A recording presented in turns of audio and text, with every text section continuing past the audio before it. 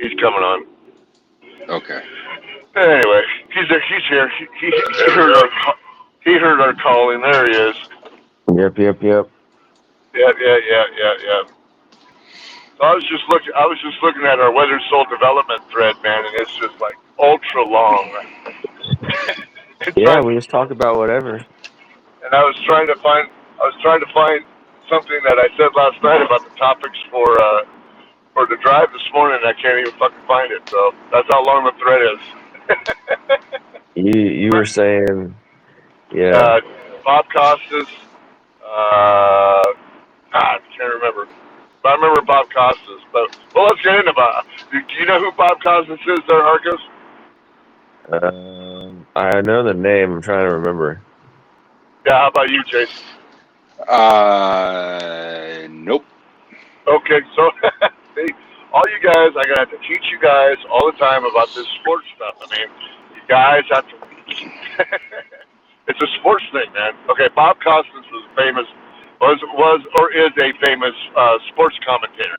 Worked for NBC for years, decades, stuff like that. So, we have this highly toxic, politically charged media these days, and Bob, because he hasn't been relevant in I don't know how long. I mean, I think the last time I heard Bob was at the Olympics, and that was a couple of years ago. I think he got in a little trouble with his mouth, but anyway, he's come out against Trump and was talking on an interview the other day, talking about this toxic environment that Trump has created, and that is permeating through the religious and the right and the government and all this other stuff, and he's brewing this toxic environment that anybody who is even affiliated with Trump or anything is akin to being in a cult. So that is to me, Well, it's just. I Go could ahead. see that a little bit. I mean, some of the people are super cult like with him.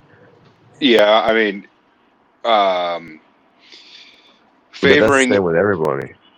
favoring any sort of politician is being in a cult. I think his actions were more saying that he's much like God, what the fuck is his name? That used to be Meathead on All in the Family. Anyway, yeah, his demeanor is such that he just lumps everybody into. Once affiliated, you're all affiliated. I think that's what the thing is that because the Republicans are affiliated with Trump, they're all Trumpers.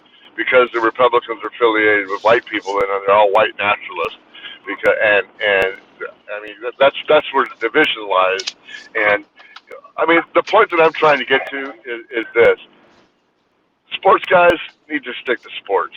The the Keith Olbermans, the Bob Costas, the Stephen Smiths of this place. They've taken sports to this political arena where now I can't go to watch golf or baseball or football and relax and just enjoy a football game. I gotta see, I have to see. Hold on a minute. I gotta let Ken in here. There we go. I've got to see this on a daily basis wherever I watch. I mean, it's everywhere. You cannot run away from it now. There's no space in media that isn't politically charged. I mean, I don't know. With music, it's another thing, only because of the fact that most music is done from the heart and from experience and stuff like that. And we've had our anti-war bang on the drum songs and stuff like that. But personally, I don't go to concerts and stuff that I know that are going to be like highly politically charged. Like if it's an anti-Trump or anti-Democrat or whatever, anti-anything kind of concert, I'm not going. It's just to me that banging on one drum just doesn't seem productive to me, or has any entertainment value. I don't know how you guys feel about it. Marcos, you're there. I mean, hip hop is not politically charged, but it's definitely culturally charged. I mean, it's politically charged to an extent. I mean, it's not like a left versus right, but it's more of like a change and shit like that derived thing. You know, I mean, when Trump got around, that's when people started saying "fuck Trump." Well, actually, no. So like, there's always been an element that's always been political because when Trump came around, there was a "fuck Trump" movement within hip hop and stuff like that. People were throwing it in their music, and but also at the same time, you know, back in George Bush time frame, there was a lot of people that were anti George Bush. I mean, there was this one song, I can't remember off the top of my head the artist, but he said Bin Laden didn't blow up the towers. That was you, and we're tell the truth, and we're, you know what I'm saying? And he was talking Right. about Bush, and then uh, um, there's an artist named Immortal Technique who made like basically almost two albums were almost full about, you know, Dick Cheney's piece of shit and fucking like he was actually exposing like real stuff. He wasn't just saying, "Oh yeah, he's a racist." He was actually saying like, you know, Halliburton gets paid to rebuild nations. That's why we went to war with Afghanistan and blah blah blah. Like he Right. was like going deep, you know. So I Yeah. mean, there's always been that kind of a thing, you know, with like, you know, getting freedom and anti-corruption and stuff like that. But it's not like a whole like, you know, it's not like some of these people nowadays that are up there that just say like, "Oh, well, you know, Trump's followers are a bunch of racists," and it's like, Right. or they're in a cult, and it's like, well, yeah, like being in a religion is a cult. Being it highly involved in politics is a cult. Being super involved in sports is a cult. You know what I'm saying? You have idols, you have worship, you have all that stuff. You have a weekly meeting. You know what I'm saying? Yeah. You know all the things that, you know, even Jason has talked about. When you're trying to build that following, you need to build that cult like following. Well, what do you got to do? You got to have a weekly meeting. You got to have ritual. You got to have, Yeah. you know, what do you wear? What do you do? All these things. You know what I'm saying? So like that everything is a cult, and that kind of ties back to the fact that scientists have discovered that humans actually have a worship gene, is what they call it. It's a gene within us that where we actually have to um, have something to worship, or else we don't feel fulfilled, which is very interesting. That Yeah, is that's kind of very interesting. interesting. Yeah, I look at the, yeah, I'll let you get in here in a second, Jason. But I think that the point that Costas was trying to make was just being pointed at the disgust angle of the cult. I mean, there's an intent there that wasn't necessarily a gene influenced and stuff like that. So that Jason, go ahead and say what you were Oh, I was just going saying. to say that, yeah, that is fairly interesting. And not only was there rap against Bush, there was also a Perfect Circle came out with their song uh, "Counting Bodies Like Sheep to the Rhythm of the War Drum" against Bush and everything. So Oh, they're System of a Down had multiple songs yes, they did. talking about anti-war and stuff like that. Yep. Yeah, music's always been an expression of the soul, and it's always been a cultural thing. You know what I'm saying? Like there's a lot of music that is like, you know, anti-war, anti-politics, stuff like that. I mean, there was a lot of stuff within hip hop, anti-Obama. You know what I'm saying? And because a lot Yeah. of people were talking about, you know, oh, you ain't the savior, motherfucker, you didn't do shit, blah blah blah, stuff like that. You know. Do you think that this kind of rhetoric belongs in all aspects of entertainment? I mean, Anybody on the it's panel? just gonna be there because it's like it's turned into like an identifier. You know, I mean, it's always been an identifier for people, but now people are so heavily involved with like virtue signaling and stuff like that that they feel like, oh wait, I gotta identify who I am in order to establish myself. So it's like, you know, it's back to that whole thing. How do you classify yourself? Well, whenever you tell somebody who you are, you say, "Hi, my name is so and so. I'm a," you know, and then you rank yourself on how you identify yourself. You're a father. You're an accountant. You're a Republican. You're a Cubs fan. You know what I'm saying? And so, like, people always have to identify themselves. So whenever they're out there in sports and stuff like that, in order to signify, hey, I'm part of the team, they gotta go and make these declarations and stuff like that. So whenever, you know, that way they can keep on moving up the ladder, because the entertainment industry is slanted one way. And in order to get ahead, you got to do certain things. Yeah, yeah. I don't. I agree with that. I agree with that to a point, because, like I said, when I'm going to a place where typically I go to relax, a sporting event, a movie, or something like that. And I know movies are kind of entertainment in a way has been politically charged even more these days. And I'll take that back. It's always been politically charged, because movies are always about the culture and what's been going on in life, past, present, or future.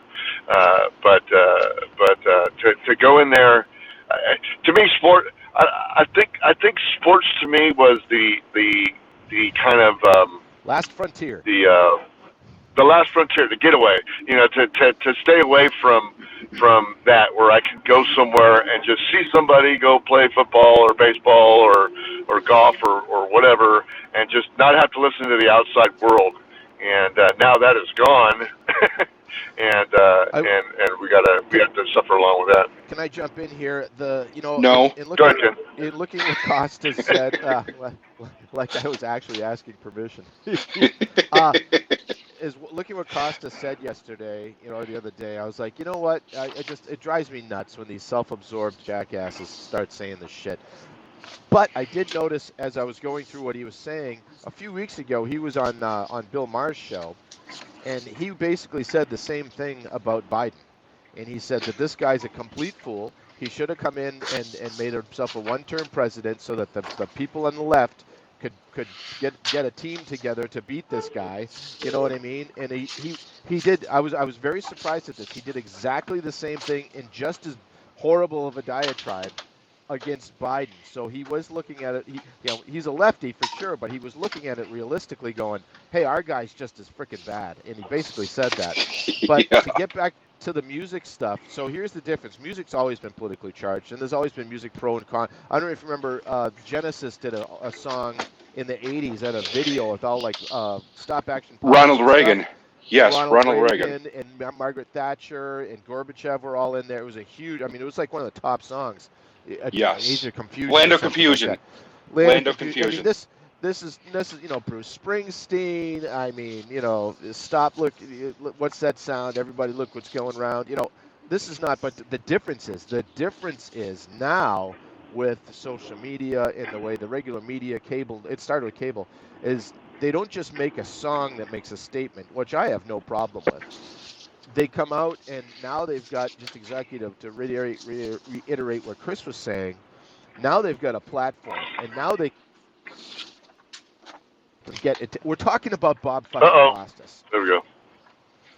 Yeah, we're talking about Bob Costas. Who cares about Bob Costas? Well, do you want we're talking about him? Because he said some stuff that was contrarian. Yeah.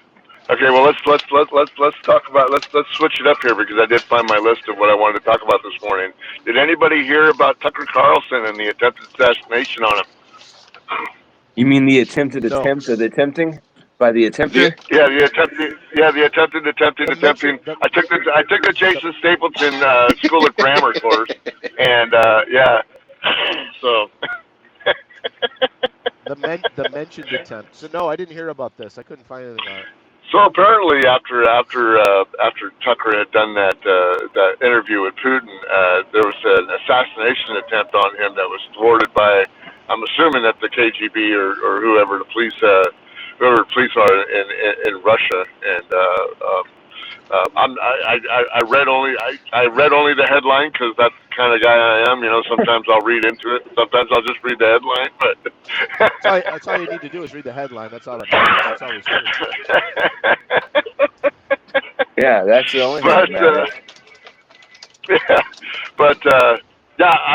I always had that inkling. I was going like, oh, maybe Hillary Clinton was around the corner or something like that. And she was, had something behind it, because Hillary's death list is really big. I mean, she probably killed more people than Putin, but Uh, so anyway, so Tucker's life. I was surprised that he didn't get poisoned by Putin. I mean, that's basically the way I feel about it with Tucker. He's got a good Not thing at all. going on. Did you watch? Did you watch the interview? I watched the whole interview. I did too, and I don't. I see everyone has Putin out to be this absolute madman evil. He's not. He's a smart, well-polished politician Oh, that comes from definitely. the world of KGB. You know He's what? not an idiot. You know what? The And one he doesn't thing. hate it. He doesn't hate America. He doesn't hate us. No, but you know I the don't one. believe that for a You know minute. the one thing that I saw that struck me the most out of that whole interview, out of everything, it was not anything that he said or anything that he did. It was the condition that Putin was in, because we had been told by the media that he was, that he has this cancer, and he's frail, and he's this, and he's that, and I expected to see this guy almost, wheelchair bound, when, when we watched that interview, and he was none of those. I mean, he was sharp. He was as sharp as a tack. He looked like he was physically strong, but nothing like the media. He was also making a bunch of sense. Yeah. At our expense. Yeah, he was very pointed at turning the narrative, the American narrative, around on itself, and let Tucker know about it. I did think he was grandstanding with the history of Russia. I don't know what that was all about. I don't know what that was all about. It really, as far as knowing what was going on, I'm a history buff, so I knew pretty much everything that was going on with what he was saying. But as far as him needing to say that on that, yeah, I'm pretty sure that it was filibustering to have Tucker not say as much things as he was wanting to say, I'm sure. Well, you got to realize that interview wasn't about the interview was there for the Russian people, because the Russian people there's a good amount of them that are pretty pissed off about him going into Ukraine and sending their boys to die. It's a different Russia than it was in 1985, when you could just do that. And so he had to do something to kind of save some face. And I don't, I think it was awesome that he went over there. I'm not a huge Tucker Carlson fan. I can take him or leave him. His laugh and it drives me nuts. But I don't mind his interviewing skills. I think he's pretty good at it. And I don't, everyone's like, oh, he softballed this and softballed that. I'm like, what the hell what are you gonna do with Putin when you're sitting in the Kremlin? Yeah. Listen, you jackass murdering son of a bitch! I'm gonna kill you. You're not gonna do that. You're just not. Right. You might do that if you might do that if you're sitting in Ohio somewhere with him. Right. But he wouldn't sit down with you in Ohio for that. Right. And I thought it was a respectful interview with a world leader, and I thought it showed what the press should be doing with everybody. Kim Jong-il, the leader of China, everyone. We should be talking to these people and exposing them. Yeah, I thought so too. Like I said. Putin knows that we're still in that world of 1958 mutual assured destruction. We can still kill each other with a press of a button, and he alluded to that too. He understood it, and he also said things like, "Yeah, I haven't talked to Biden in a long time. I've talked to him, but not." I said, "Hey, we're going to do this thing in Ukraine. What are you going to, what do you think?" And he's just like, "Oh, I hope you don't." He hasn't talked to him at all. Yeah, don't. But hey, the whole thing is that one thing that stood true, and I heard a point the other day, is that this isn't the Soviet Union anymore. This is not the CCP. This is Russia, and it's a very different. It's a very different culture. It's a very the Soviet Republic. That was Reagan era. Reagan. That was being all crushed back then, and we're talking what, 2 generations now that have been under Russia. So I mean, they're definitely a different animal. Yeah, they're definitely different animal. So that's kind of what my point was, bringing that up. But with all this rhetoric, the one thing that I did want to touch on before we all leave today is that all this rhetoric that's happening, Bob Costas, Tucker Carlson, the primaries going on right now, the court cases against Trump, all this rhetoric, all this hate, all this TDS that's going on with. This is how sometimes I get steered. in media, it's like I get so pissed at something that I go like, you know what? I'm going to go fucking pull the fucking lever for Trump because everybody hates him so much, and I don't know if that's I don't know if that's not a psyop. I think it is. Maybe that's what they want you. Maybe that's what they want you to do. I think it is. I right? mean, if you look back, I mean, at 2016, that's what they called the Pied Piper strategy from the Clinton campaign, is that they were trying to build him up, but they actually tried to do it so that he would lose and she would win, but it actually worked opposite. So maybe they've switched and they're like, hey, well, you know what? Let's just put him back in. It'll cause more division. It'll allow us to get more control. He seems like a radical for change, but he's very, very easily manipulated. We know how to do that now. So we can do it, and his followers will just support everything he does because they'll think he's under attack because we will do a psyop this whole time, and then we'll get the country that'll be railing behind everything that he does. Like, there's a lot of his followers that are basically in a cult, and anything they see him going through, they're like, oh, well, we got to be with him because the system's so against him. I think it's a mistake. Also, if you're looking at the political side of things, there is something to be said for the idea that, like, look, we've got no bench right now. We've got nobody to put up that'll beat Trump. So if we just get him in there and get him the 4 years, suffer through that, rebuild the party, and get somebody new, they can do it. The outlier is, I think they're also putting up, they're helping Nikki Haley because they think that she can somehow get on the as a write-in, and get it so maybe we can get Biden in there. But I still don't think Biden's going to be the guy. They're going to switch it up at the convention. I guarantee it. Yeah, I could see that as well too. The media is so against him right now that it looks like they're setting it up. The people that hate the people that hate Trump. Hold on, just the people that hate Trump hate him. I mean, this is not.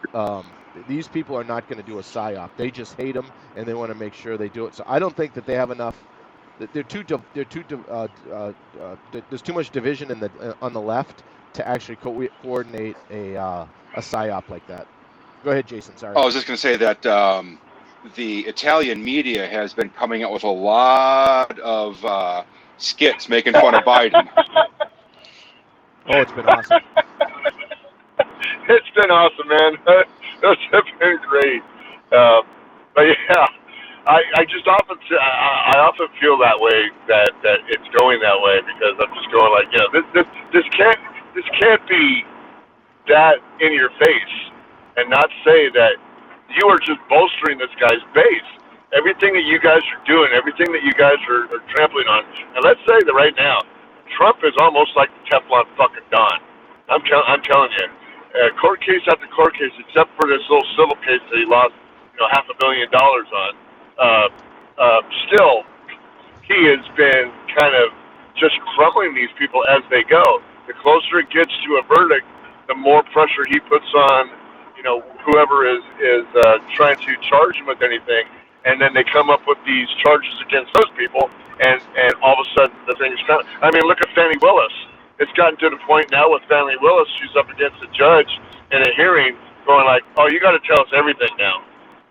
So it's one of those things where I think that the Democrats have given up on trying to do this, whatever they're trying to do to Trump, is gang up and just vilify him to all means, because, like I said, it is just bolstering his base every time. You got to go for the underdog, and right now I think Trump is the underdog. Yeah, and I really do. It's making a lot of people, like even Michael Rappaport, pro-Trump now. Michael Rappaport is saying that he would vote for Trump. Yeah. But you guys, there's another side of the political thing that it's also doing. It is bolstering the base on the left to get out and activate and get out there and really work, do the groundwork, do the ground game, get the vote out, all that stuff. It's putting these guys in super hypercharged. And this is where the Republicans lose their shit, because they don't do any of that. And that's how they lose. That's how they lost in 2022, where they're like, what happened? I'm like, what the fuck do you think happened? You guys didn't do the work. No, they just assumed that they were going to win. Yeah, So are you Go telling me? online and complain. So are you telling me that? So are you telling me that the Democrat is the dumb vote there? Or, I mean, because let's be serious, dude. What the fuck do the Democrats have to fucking offer A the machine. United States of America? What machine? What fucking machine? Oh, you're living in it, man. Yeah. You're living I in know the that. state. The reason why your state changed is because the Democrat had a machine. Reagan, for crying out loud, was the governor of that state for so long. But because of the Democrat machine was so refined, they were able to take him out, and they were Dude, able I'm looking at a state that is fucking crumbling as I fucking drive on the streets, dude. I look at every parking lot. I look at every parking lot that has a None of home. that matters. What matters These are is all the voters. machine These that, are all voters. Even the fucking homeless people they are in a fucking tent are voting Democrat, dude. I don't fucking understand it. It's I because just of the. It's don't. because of, I've been in it for 10 years. I fought that fucking machine, and it's so much more refined than the Republicans. That's why we're losing. Bruce. Yeah, I don't get it, what's dude. up? I think. Go ahead. But anyway, I got to run because I'm sitting here at work. Okay. But All right, excellent kid. talk. We will see you guys in the morning, and I'll be listening for the rest of it. All right. Bye bye. See you, bud. Okay. So what I was going to say, Bruce, is the reason why,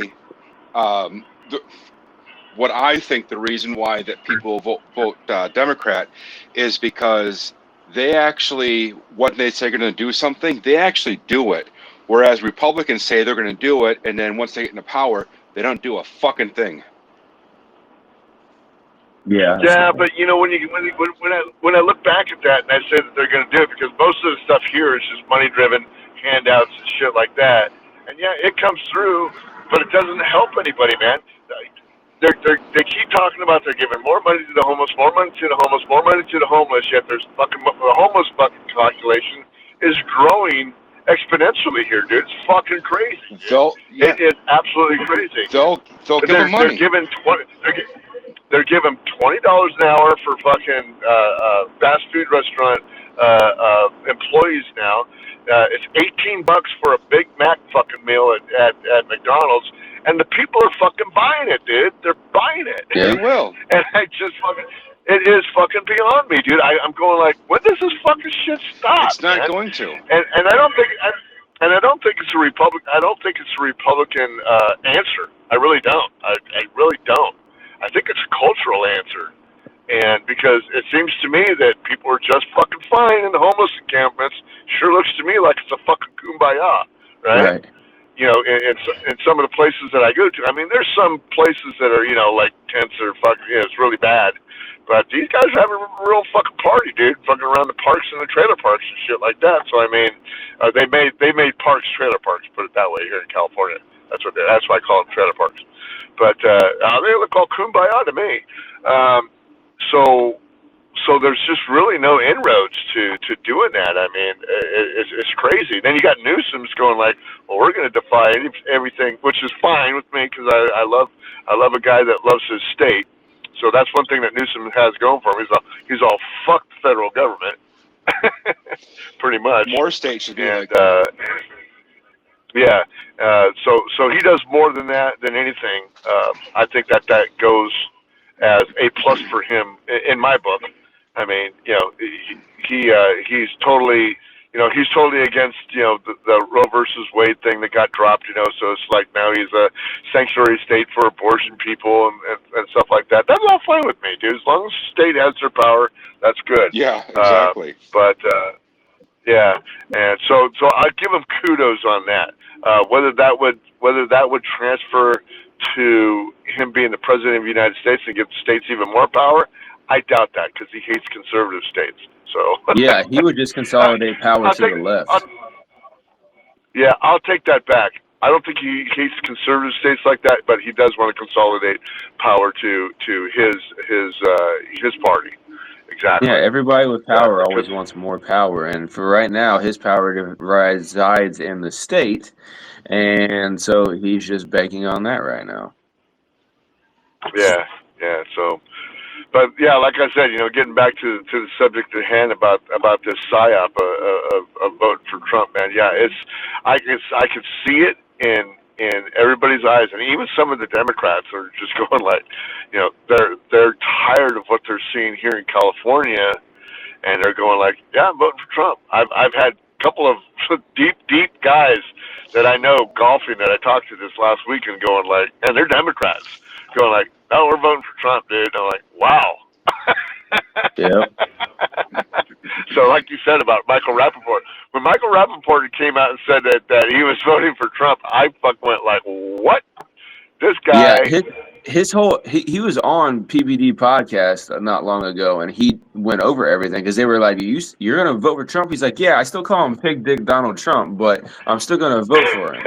And I'm like, what the fuck? Like He he hates went Trump, pretty man. deep into it. Well, he went I mean, deep into it, and his reasoning was legitimate. He was like, look, I don't like this, I don't like that, and everything like he was going through like talking about all the stuff that everybody hates, and I think that's what's going on. Is like the way he sees it. He's like, I see it as they are setting bad precedents by going after him for certain things, just like Kevin O'Leary. Yes, Kevin I O'Leary was just going to bring came that up out. earlier. Kevin O'Leary just Yeah, Kevin O'Leary just came out saying how, hey, it's not about Trump or not. It's about the precedent being set. If you can go after some guy who did something where the bank even said that they would want to work with him again, where they made money, there was no victim, nothing like that, but it's technically a crime. He's like, there's going to be no real estate developer on the earth that wants to do business in New York now. He's like, I don't even want to do business in New York now. Like, Yes. that's a big name. And so like people are getting upset with this witch hunt that's going on. And so it's turning a lot of the more center left people, it's turning them away from the left because they see it being so radicalized. right. Where kind of like how it turned, when the right was super evangelical, it turned a lot of the people away from the right because they saw it as a religious like state being built.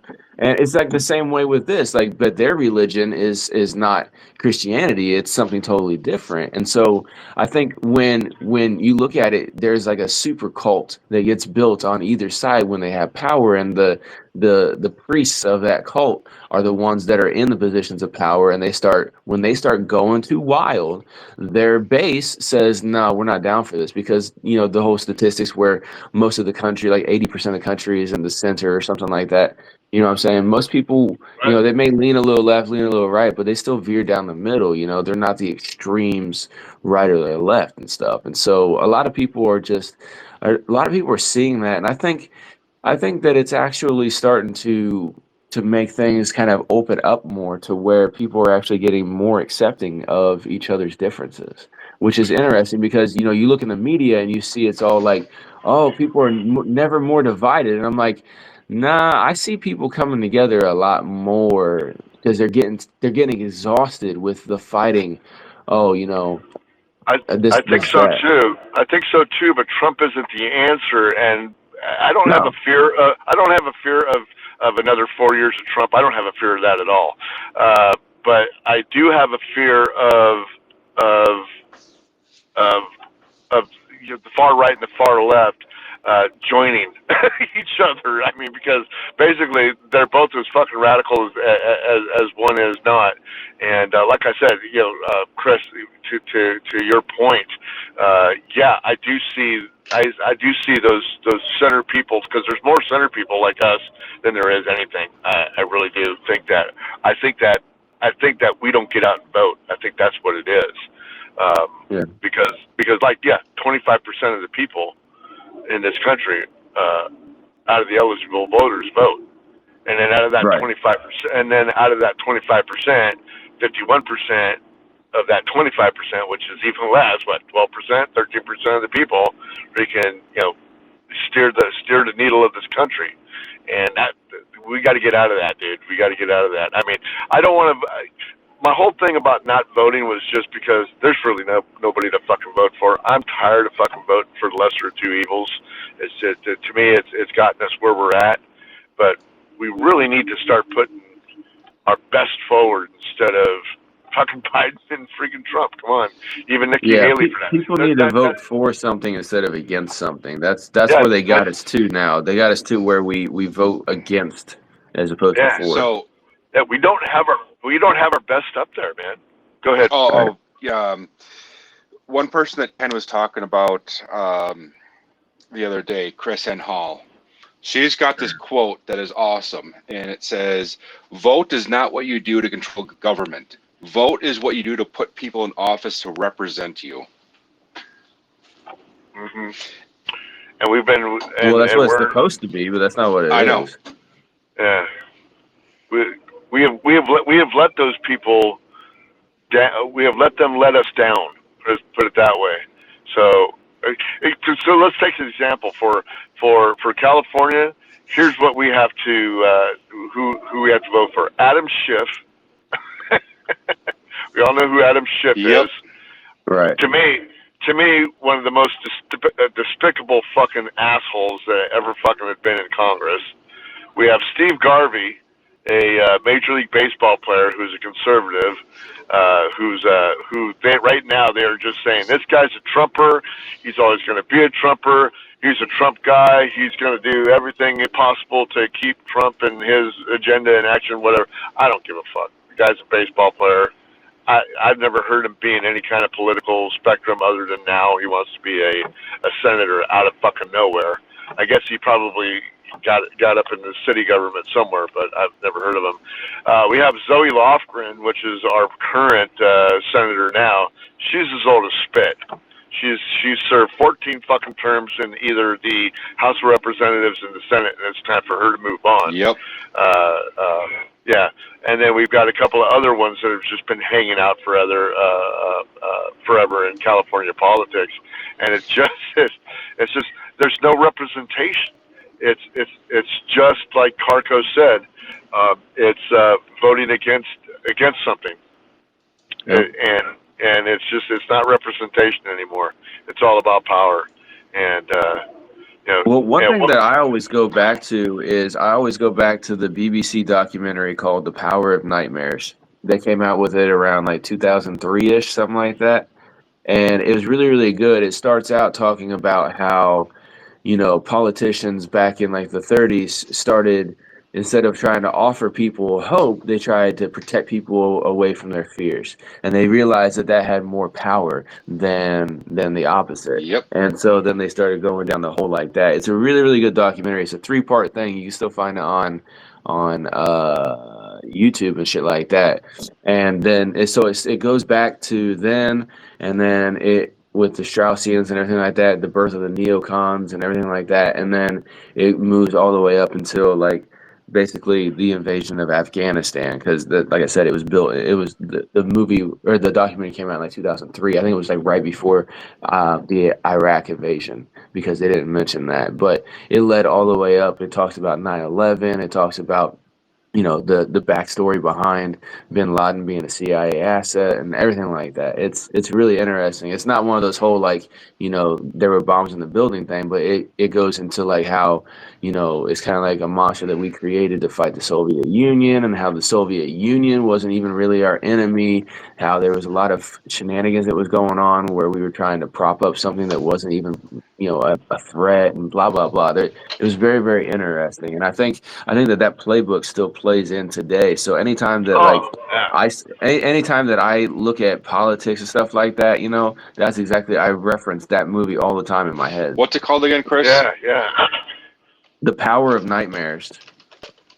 I can put the link in the thing. Yeah, put the link in our thread. Yeah, I agree, dude. I mean, because everybody's still in this Cold War mentality. Russia bad, China bad, North Korea bad. And there's some aspects to that. I mean, yeah, you got the hermit nation, and the dictator's going to do what he's going to do because power is power. And to keep his thumb on the pulse of his nation and keep them down, gives him more power. Same with China, and same with Putin and Russia. But since you can really see in the culture of Russia and in China, not so much North Korea, because we don't get to access their culture much. But you can see that the westernization of those countries has probably far more been a positive than it's been a negative. Yeah, it usually is a positive. Yeah, because that's the thing, is that the okay, cool. Yeah, it went kind of quiet. No, the westernization of countries always seems to actually be a positive. where there's a lot of people who see it as a negative because they're fundamentalists. But besides that, they just it always leads to positive, and then it ends up corrupting, which is an interesting dichotomy. Well, I guess that would be kind of a new wrinkle when you think about it. Then, because if you're thinking about that Westernization becomes corrupt, what becomes corrupt more, Westernization or communism? I mean, Well, that's kind of Westernization starts leading towards communism for some reason here lately. yeah. Lately, Which is interesting. Yeah, I mean, lately within the last 100 years, which is really oh yeah. interesting. It's extremely interesting since come back in the 50s when they were doing the communist witch hunt, to in the McCarthy era, which was before me, but I read a lot about it, I heard a lot about it, and so that is interesting coming from where we were to where we are now, with the kids in college, right now just kind of banging the drum for communism. I'm just like, fuck. It's like, yeah, there's really is something to the fact that going like all these kids that are talking about, the Palestine stuff, the communism stuff, and all that stuff. Is yeah, why don't you take a fucking road trip? You know, I would love my tax money to go for a road trip for these people and just stack up about 10, 15, 20, maybe 25 of them. Send them over to a communist country. Send them over to Palestine, Gaza, and let them sit there for a couple of weeks, and then come back and say how great it is.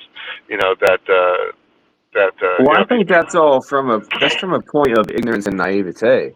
Because I mean, you got to think about it. A college student, what do they know? They know nothing. And our society has gotten so soft to where, back in the day when when things were tougher, when you're 13, 14, maybe even 15 years old, you're an adult and you're getting married, you're starting to have a family and shit like that, which today we're like, what the fuck? But like that's how shit used to be, 100, maybe even 150 years ago, right?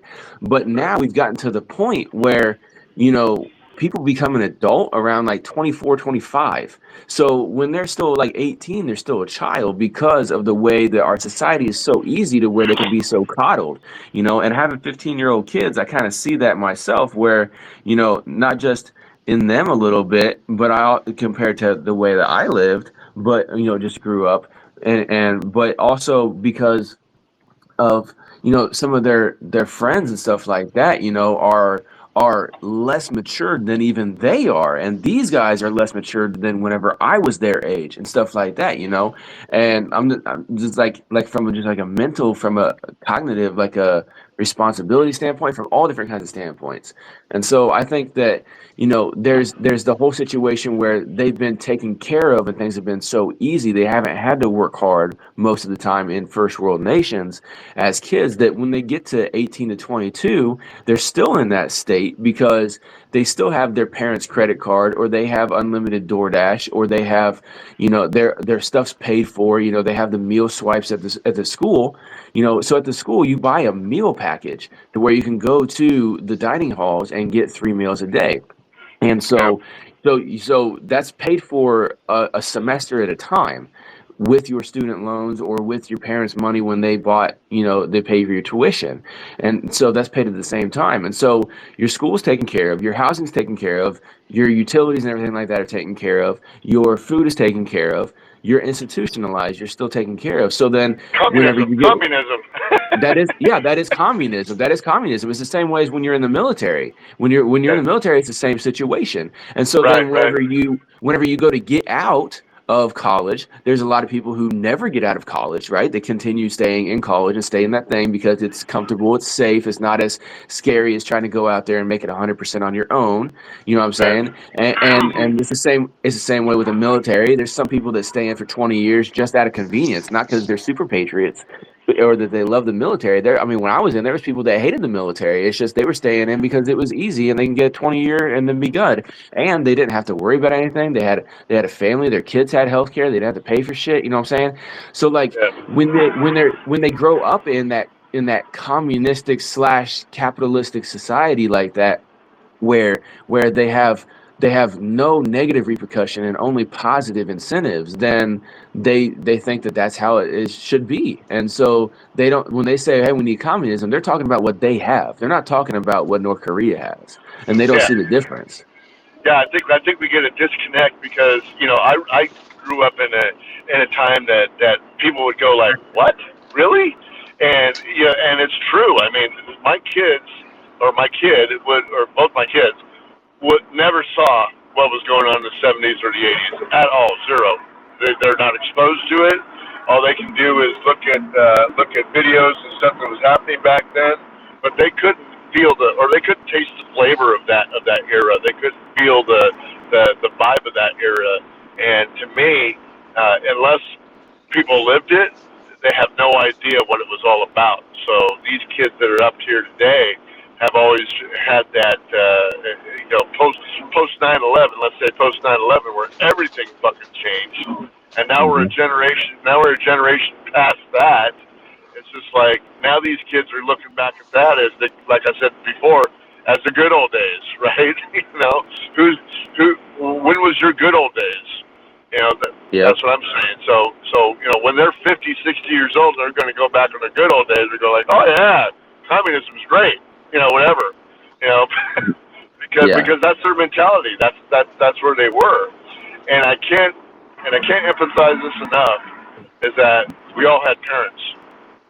We all had parents that influenced it, that grew us into what we are. Unless we kind of disconnected ourselves from that so much, where we became our own people, which most of our kids do become their own people. But there was a parental influence in that, so I have to leave that in there too when I start talking about this culture. Yeah, I think it's a progressive thing, like not in the political party progressive, but in like the definition of it is a progressive thing because every generation of parents wants their kids to have a better life than what they had, right? They want their kids to have more opportunity, to have a better life than what they had, no matter where they're at, right? So if you're like dirt poor, you want your kids to have a little bit better than you. So that may mean them actually graduating high school. And then the next generation be like, oh, I want my kids to not only graduate high school, but also go to college, have a decent career instead of working 9 to 5 minimum wage shit like I am, Right. and then that one are like, oh, well, I want my kids to, be able to make $250,000 a year instead of $100,000 a year. I want my kids to live an even better life, blah, blah, blah. And it just keeps going Right. it gets to that point to where like, so many people are college graduates now, and then it's living in dirt, but then they just keep on going with that, and it just, Yeah. yeah, like you said, it is the parents, because then the parents are like, oh, well, somebody owes you something. Oh, you're the victim. Oh, it should be better than this. Oh, look at, and then you start pointing at other people. Oh, look at them over there. They're doing this, Yeah. and we can't Yeah. do that. And, I just picked up on that because in my day it was you need a high school diploma. I mean yeah, that's pretty much. And if you went to college, that was a caveat, right? And then yeah, as I grew up, and saw the people behind me, all of a sudden it turned to like, you need to get at least a bachelor's degree, or AA, you need a couple years of college, and yeah.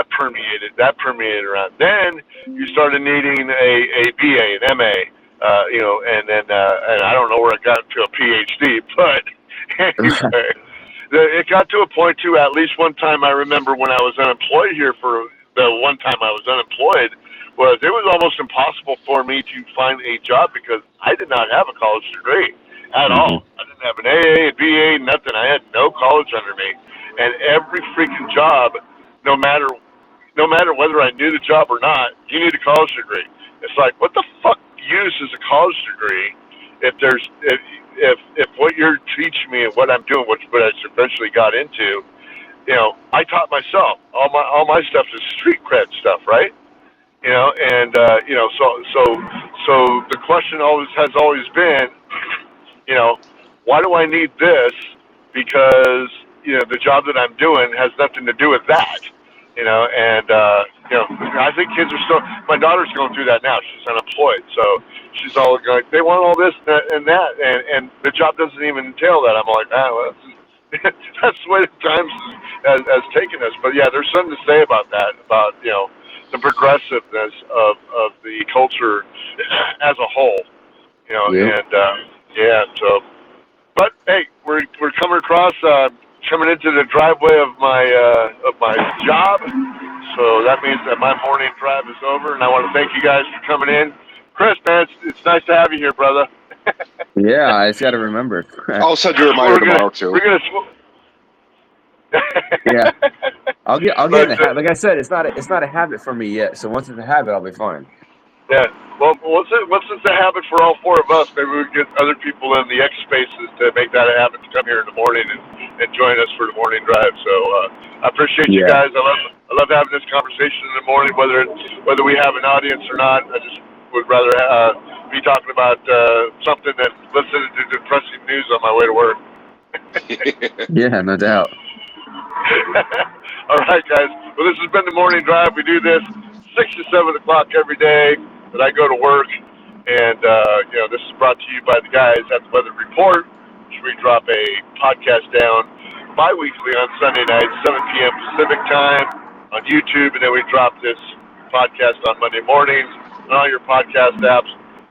We appreciate you guys listening in, those who will listen